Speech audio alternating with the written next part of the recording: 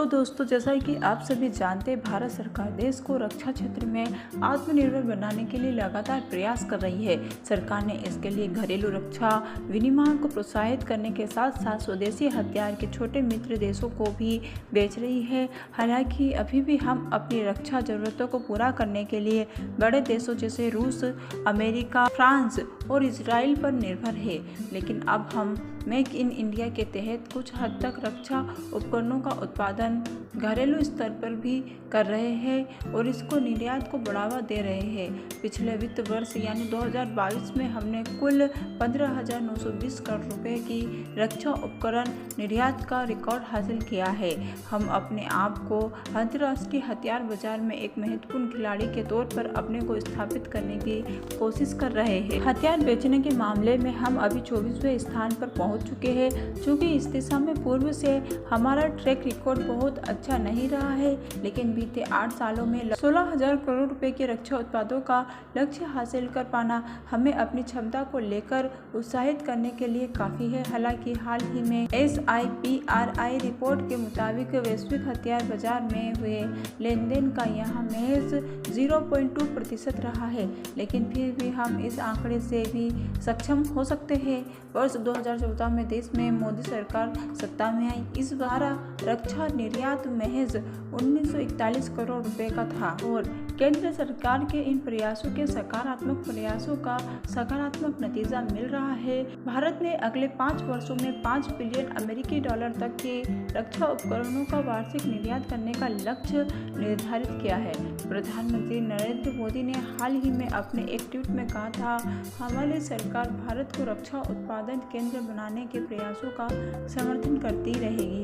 उन्होंने AERO India 2023 को उद्घाटन के मौके पर भी बेंगलुरु में कहा था कि हम अपने मौजूदा 1.5 बिलियन डॉलर के रक्षा निर्यात को 2024 से 2025 तक 5 गुना बढ़ाकर 5 बिलियन डॉलर हासिल करने का इरादा रखते हैं। और रक्षा मंत्रालय के अनुसार भारत अब 85 से अधिक देशों को अपने देश में बने रक्षा उपकरणों का निर्यात कर रहा है।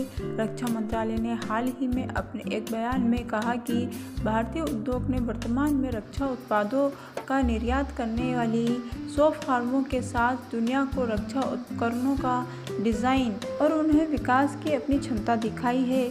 जिन हथियारों का निर्यात कर रहे हैं उसमें supersonic BrahMos cruise missile, advance light helicopter Tejas, Pinaka rocket launcher, Akash Astra और नाग मिसाइल, हल्के हथियार, अर्जुन टैंक, गोला बारूद आदि शामिल है। रक्षा मंत्री राजनाथ सिंह ने रक्षा क्षेत्र में भारत का प्रतिभा और प्रधानमंत्री नरेंद्र मोदी के मेक इन इंडिया के विजन की सराहना करते हुए कहा, बीते 8 वर्षों में देश ने रक्षा निर्यात के लक्ष्यों को 8 गुना बढ़ाने में सफलता हासिल की है। यह अपने आप में उत्साहित करने वाला है। उन्होंने यहाँ भी कहा कि यह दर्शाता है कि हमने जो पिछले कुछ वर्षों में इस क्षेत्र में सुधार किए हैं उसके अच्छे परिणाम मिल रहे हैं। यह देश के लिए एक उल्लेखनीय उपलब्धि है। रक्षा मंत्री राजनाथ सिंह ने कहा कि भारतीय रक्षा क्षेत्र वैश्विक बाजार में एक प्रमुख निर्माता के रूप में उभरा है। उन्होंने यह भी कहा कि हमें अगली 5 से 10 साल में 100 अरब डॉलर से ज़्यादा ऑर्डर मिलने की उम्मीद है। तो दोस्तों, अभी हम जिन देशों को अपना रक्षा उपकरण बेच रहे हैं उनमें Vietnam, Bhutan, Bangladesh, Sri Lanka, Myanmar, Maldives, Mauritius समेत अन्य कई देश शामिल है।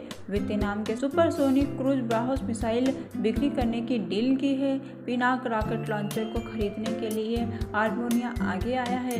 आकाश मिसाइल की खरीदी के लिए फिलीपींस, वियतनाम और सऊदी अरब ने अपने कदम आगे बढ़ाए हैं। म्यांमार और फिलीपींस ने ध्रुव हेलीकॉप्टर को खरीदने में अपनी रुचि दिखाई है। मलेशिया 15 तेजस लड़ाकू विमानों को अपनाने को तैयार हुआ है।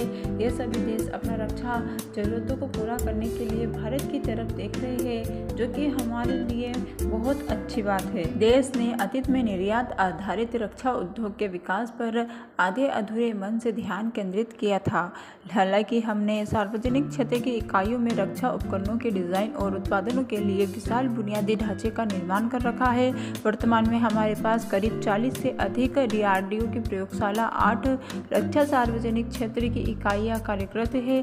इसके अलावा देश में 40 से अधिक आयुध कारखाने भी है। पहले इनका इस्तेमाल रक्षा निर्यात को प्रोत्साहित न करके केवल भारतीय सशस्त्र बलों की जरूरतों को पूरा करने के लिए किया जा रहा था। नई सदी के शुरू होने से पहले पूर्व की सरकारों ने नीतिगत मामलों का हवाला देते हुए एक तरफ तो उन्होंने रक्षा उद्योग में निजी क्षेत्रों को निवेश करने की अनुमति नहीं दी, वहीं दूसरी ओर सार्वजनिक क्षेत्र की रक्षा कंपनियों का अपने उत्पादों को निर्यात करने के लिए भी प्रोत्साहित नहीं किया गया।